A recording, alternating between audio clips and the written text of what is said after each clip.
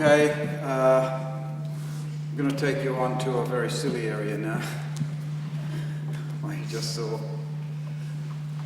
The only kick that I've ever downed someone in a situation that was above the waist and it was only into the groin area was that kick you just saw.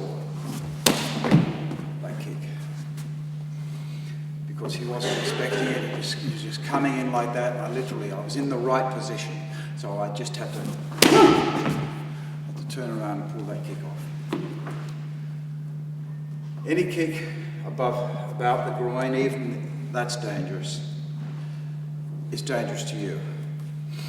They only work in tournaments because they've both got their gi on, they're both jumping around like this. Why don't they just fight? I once knew a person who was famous for his Taekwondo axe kick.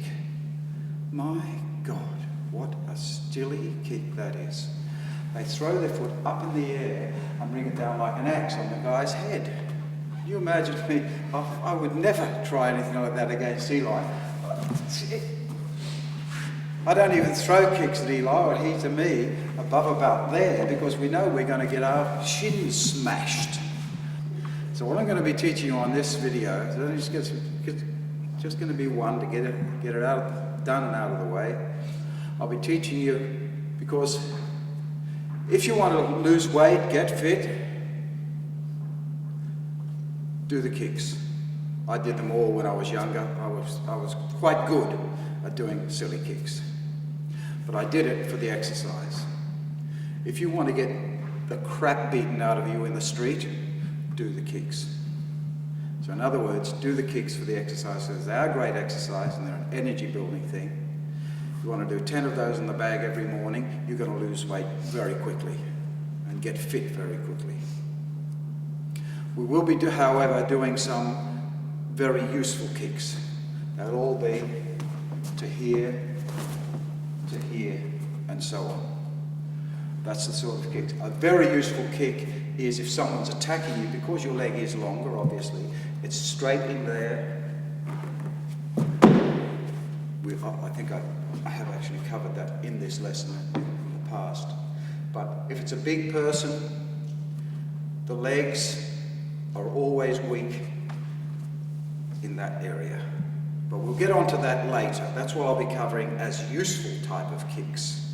Eli knows the usefulness of that kick. He caught one right in there, which made his leg go numb. So those kicks are useful.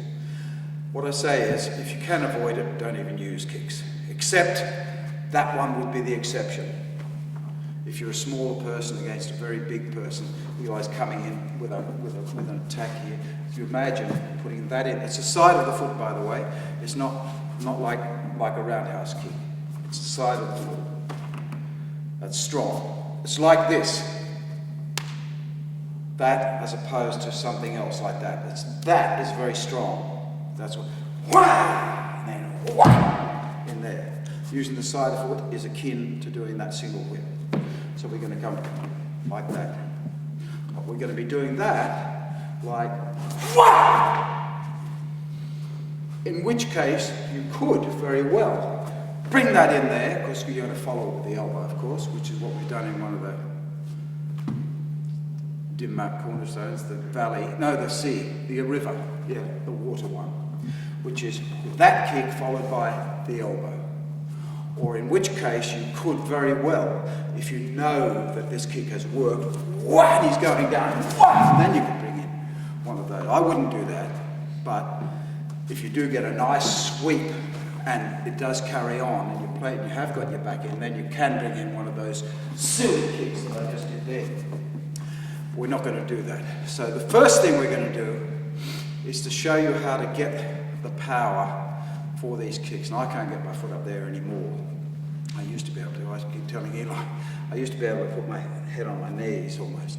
Put my foot up there and put my head on my knees. But I now think, why did I endure all of that?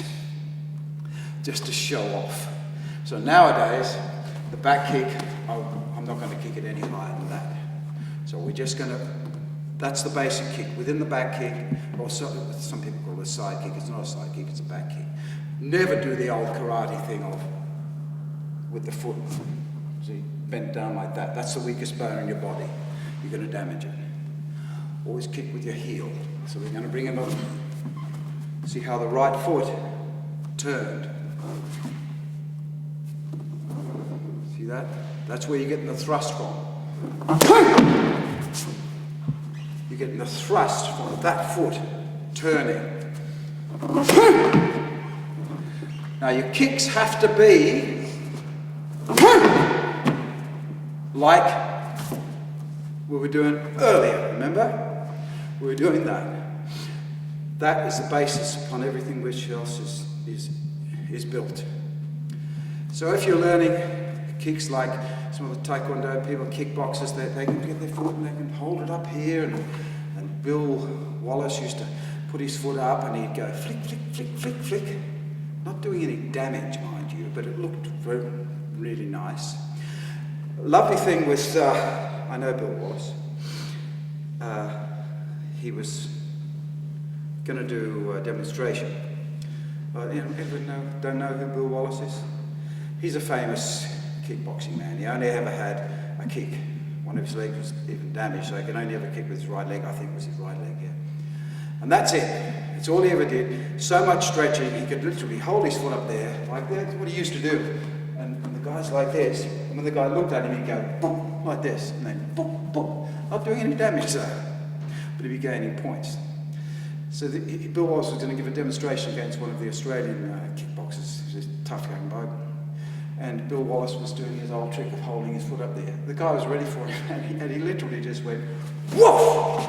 And very embarrassingly, Bill was on his back in 2 seconds flat. So that's the beauty of taking people's legs out. I mean, that's all we use kicks for.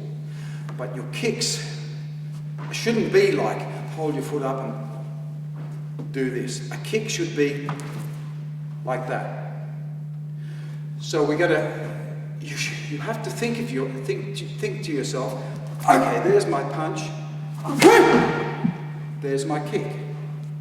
It's got to be that instant. So you don't even think, oh, I'm going to wind this up. You know, the old Bruce Lee thing of born. What's he going to do if I do that kick? What's he going to do? Yeah. Just walk away, you know. They'll enter the dragon, I think it was the flying kick at the end. Or fist to fury. One of those ones where they're shooting him and he's in the air with this perfect flying kick. You're like, see ya, bye.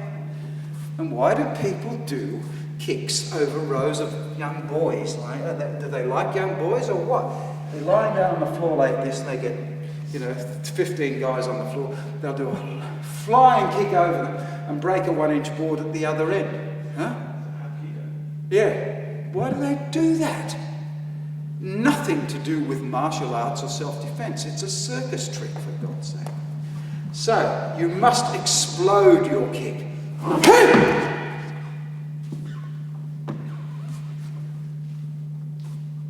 And the only reason I'm doing that, able to do that still, is because I'm still thinking I'll probably go home and not be able to walk tomorrow, because I haven't done kicks for years, literally, is because I'm thinking